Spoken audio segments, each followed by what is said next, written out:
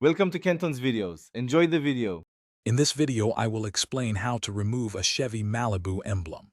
Start by gathering your essential tools, including a heat gun or hairdryer, some fishing line, and a good automotive adhesive remover. Before you begin, give the area around the emblem a thorough cleaning with soap and water.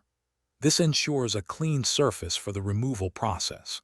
Don't forget to apply painter's tape around the emblem to protect your vehicle's paint from accidental scratches or heat damage. Now, gently heat the emblem for about 1 to 2 minutes using your heat gun or hairdryer. Move the heat source back and forth to ensure even distribution, softening the adhesive underneath. The emblem should feel warm to the touch, but never excessively hot, to avoid damaging the paint. This step is crucial for making the next part much easier. With the adhesive softened, take a piece of fishing line and carefully slide it behind the emblem. Use a gentle sawing motion to cut through the remaining adhesive. Work slowly and steadily to prevent any scratches to your vehicle's paint.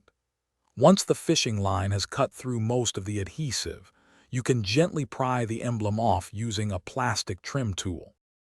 After the emblem is off, you'll likely have some adhesive residue left.